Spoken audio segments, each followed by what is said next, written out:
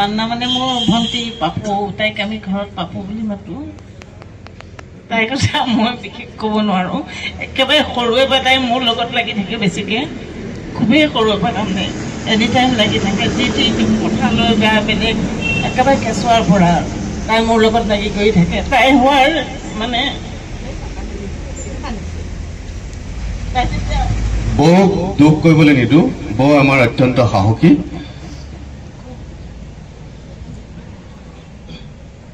তাই যেতিয়া ছেকেণ্ডবাৰ হওক, তাই ৰাতি যেতিয়া 3টা বজাত ফোন কৰিছে মোলৈ, ফোনটো সদায় মই অন কৰি থওঁ, তাই ফোন কৰিছে আকৌ আহিলে ৰিপৰ্টটো তেনেকুৱা। মই কৈছোঁ ৰ'বাচোন, তেনেকুৱা নকৰিবা তুমি, এতিয়া কি কৰিম। তাই মোৰ মানে মনলৈ আহিছে, তাই সেই ঠাইত অকলে অকলে শুই আছে ৰুমটোত, আৰু তাই সেই ৰিপৰ্টটো আহিছে ৰাতি।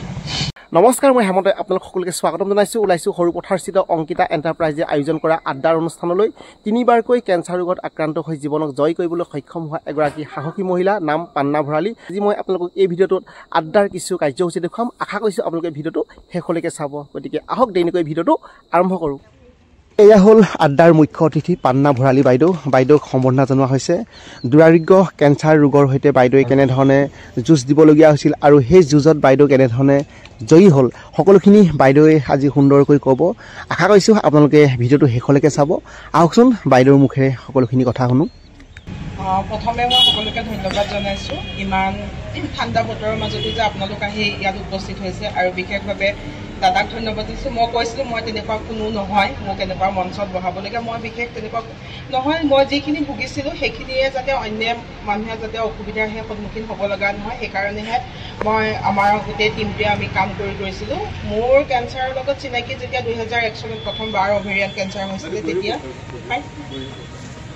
তেতিয়া হৈছিলে, আৰু 2004 চনত বা ঢুকাইছিলে। তেতিয়া মই ভাবিছিলোঁ, তেতিয়া মই দেখিছোঁ কেঞ্চাৰৰ ভয়াৱহতাটো কি, আৰু অভেৰিয়ান কেঞ্চাৰটোক সদায় চাইলেণ্ট কিলাৰ বুলিয়ে কয়, যিহেতু অভেৰিয়ান কেঞ্চাৰটো অকণমান লাষ্ট ষ্টেজৰ পিনে ধৰা পৰে, আৰু মোৰ বাৰ ক্ষেত্ৰতো সেইটো হৈছিলে। তেতিয়া মই যিখিনি লাষ্টত তাই যিখিনি কষ্ট পাইছিলে বা যিখিনি হৈছিলে, তেতিয়া মই ভাবিছিলোঁ যে এই বেমাৰটো কোনো মানুহৰে হ'ব নালাগে, অকল যে মোৰ পৰিয়ালৰ বুলি নহয়, অন্য মানুহৰো এই ৰোগটো হ'ব নালাগে। তাৰপিছত বা ঢুকালে, তাৰপিছত তেনেকৈ আমাৰ ধুনীয়াকৈ মা, মই, আমি দেউতা আমি ধুনীয়াকৈ চলি গৈ আছিলোঁ। তাৰপিছত কিন্তু এদিন হঠাৎ মাৰ খুব পেটৰ বিষ হ'ল 2006 চনত। 2006 চনত মাৰ হ'ল, তেতিয়া আমি ডক্টৰক দেখালোঁ। ডক্টৰে ক'লে যে অপাৰেশ্যন কৰিব লাগিব, এইটো এটা মানে ষ্টমাকত এটা গোটা নিচিনা কিবা হৈছে, অবষ্ট্ৰাকশ্যন এটা হৈছে, সেইটো খুলি দিলে ঠিক হৈ যাব।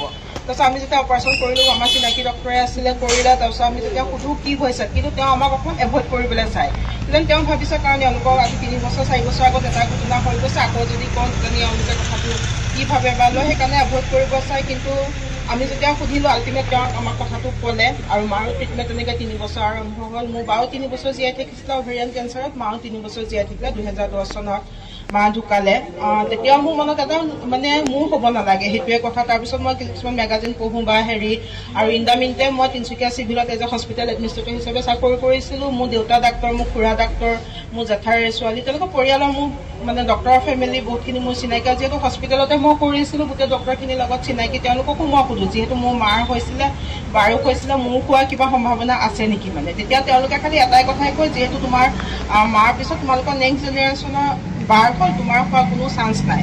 কিন্তু তেনেকুৱাতে মই 2014 চনত মই এটা আৰ্টিকেল পঢ়িছিলোঁ, ডক্টৰ গায়ত্ৰী গগৈ বাইদেউ, যোন আমাৰ এতিয়া প্ৰতিশ্ৰুতিক তেওঁক আমি বেকবন বুলি কওঁ, আৰু তেওঁ কেঞ্চাৰ বিশেষজ্ঞ হয়। মানে বাইদেৱে এটা আৰ্টিকেল লিখিছে, যাৰ পৰিয়ালত এজনতকৈ বেছি এনেকুৱা কি কয় ফেমিলি মেম্বাৰৰ যদি অভেৰিয়ান কেঞ্চাৰ বা ব্ৰেষ্ট কেঞ্চাৰ হয়, তেতিয়া তেওঁলোকৰ কিন্তু নেক্সট জেনেৰেশ্যনৰ হোৱাৰ মানে চান্সটো খুব বেছি। তাৰপিছত সেই কথাটো মই বহুতক সুধোঁ, বহুতে মোক সেইটোৱে ওলাই কৰে, যিহেতু তোমাৰ বাৰ হৈছে, তোমাৰ হোৱা কোনো সম্ভাৱনা নাই। তাৰপিছতে মোৰ শুভাকাংক্ষী এতিয়া যি মোৰ অভিভাৱক স্বৰূপ নকুল খামদে, তাৰপিছত মই নকুল দাক এদিন ক'লোঁ, নকুল দা এনেকুৱা কথা, কিন্তু অলৰেডি সেই কথাখিনি নকুল দা বা মই দেউতাৰ লগত কোৱাৰ আগতে কিন্তু এদিন মই গা ধুই থাকোঁতে নিজে মোৰ ব্ৰেষ্টত এটা ৰাইট ব্ৰেষ্টত মই এটা টেমুনা অনুভৱ কৰিলোঁ। তেতিয়া মই দেউতাক ক'লোঁ যে দেউতা এনেকুৱা হৈছে।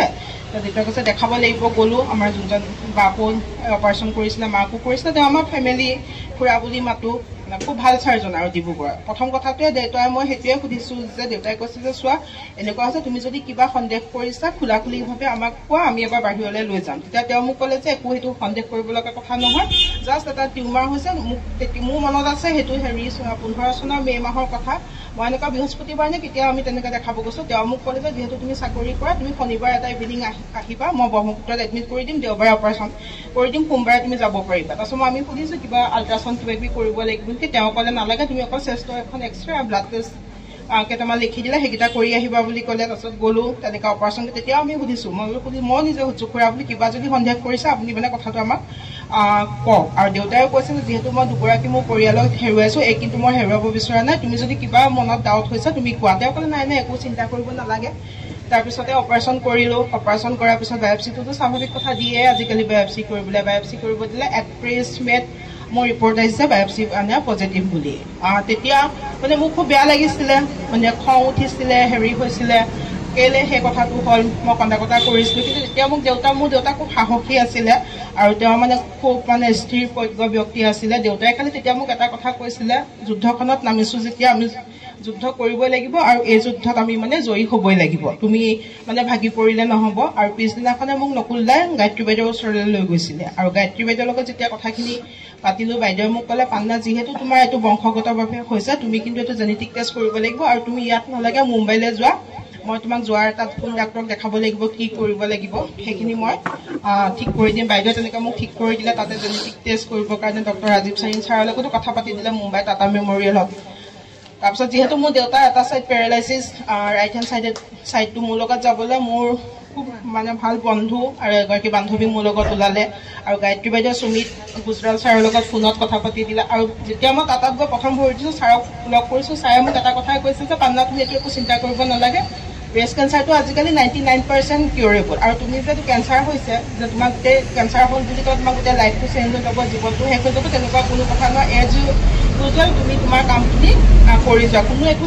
মানে টেনশ্যন ল'বলগীয়া হেৰি নহয় আৰু সেই কথাটোৱে তাৰমানে মোক মনত বহুত সাহস দিলে আৰু তাৰ আগতে গায়ত্ৰী বাইদেৱে মোক বহুতখিনি কথা বুজালে সেইখিনিও মই সাহস পালোঁ তাৰপিছত মই গ'লোঁ আৰু তাতে হস্পিটেলত দেখিছোঁ মোৰতো তেতিয়া আপোনাৰ 30 বছৰ বয়সত ডিটেক্ট হৈছে কিন্তু সেই সৰু সৰু যোনখিনি বাচ্চা 15 দিনীয়া বাচ্চা আমি দেখিছোঁ এসপ্তাহ বাচ্চা দেখিছোঁ সেই সৰু বাচ্চাখিনিয়ে যিখিনিয়ে মানে মাক বুলি মাতিবলৈ শিকা নাই পৃথিৱীখনে দেখা নাই আমিতো বহুত কথাই দেখিছোঁ সেই বাচ্চাখিনি দেখিছোঁ তেতিয়া মইতো ভাবিছোঁ মইতো বহুতখিনিয়ে পৃথিৱীখন দেখিছোঁ মই আজি 30 বছৰ বয়সত হৈছে তাৰপিছত তাত ধুনীয়াকৈ ট্ৰিটমেণ্ট কৰিলোঁ তাতো মোক যোনে প্ৰথম চাইছে তেওঁ মোক কৈছে তুমি একো টেনশ্যন ল'ব নালাগে কিন্তু ইয়াতে যিটো মোক অপাৰেশ্যন প্ৰথম কৰিছিলে ডিব্ৰুগড় ব্ৰহ্মপুত্ৰত যে যিহেতু আল্ট্ৰাচাউণ্ড নকৰিলে জাষ্ট তেওঁ টিউমাৰটো চুই পেলাইহে মোক কাটিলে আল্ট্ৰাচাউণ্ড নকৰাকৈ যে কৰিলে সেইকাৰণে মোৰ ভাল মানে মোৰ কি হ'ল এটা টিউমাৰ এটা পৰ্চন থাকিয়ে আহিলে সেইকাৰণে এমাহৰ ভিতৰত মই মুম্বাইত আকৌ ইয়াতে মই হেৰি কৰিছিলোঁ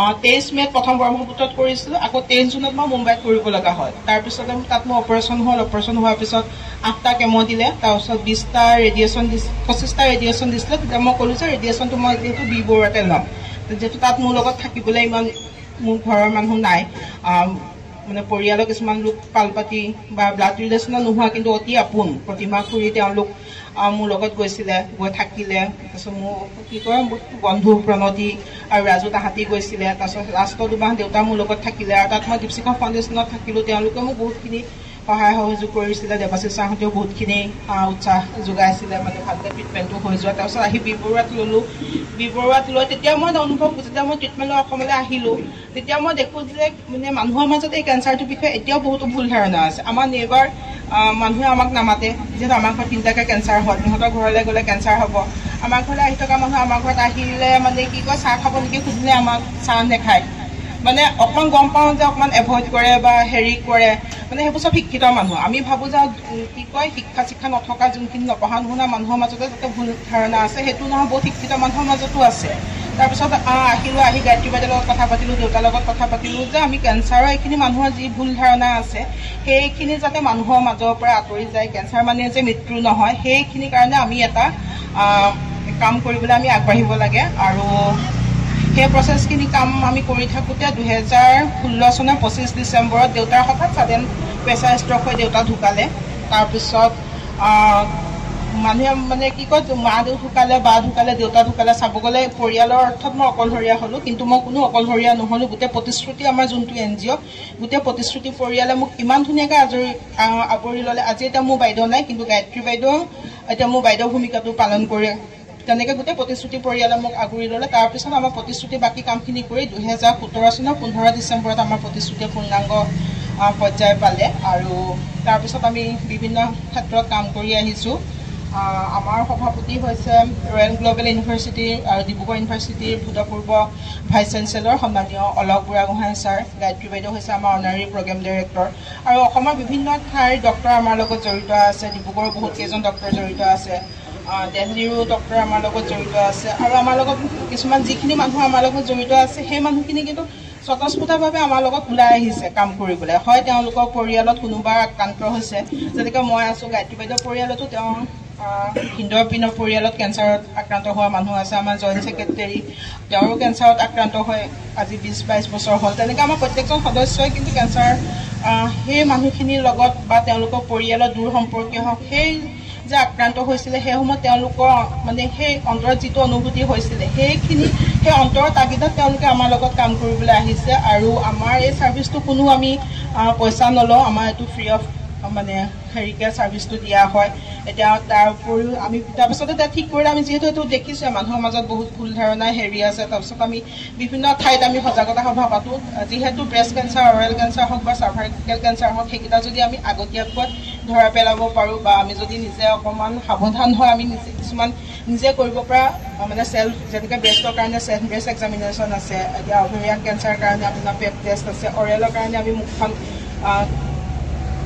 আমি কি কয় চেক কৰি থাকিব লাগে, তেনেকুৱা ধৰণৰ আছে। সেইখিনি যদি আমি শিকিলোঁ, আমি বহুতখিনি আমি খোৱাৰ পৰা নিজক বচাই থাকিব পাৰোঁ। এয়াই আছিল পান্না ভৰালী বাইদেউ। বাইদেউৰ কথা শুনি উপস্থিত ৰাইজৰ মন সেমেকি উঠিছিল। নিজৰ মাতৃ আৰু জ্যেষ্ঠ ভগ্নীক বাইদেৱে দুৰাৰোগ্য কেঞ্চাৰ ৰোগতে হেৰুৱাইছিল। নিজেও 3বাৰকৈ কেঞ্চাৰ ৰোগৰ চিকাৰ হৈছিল।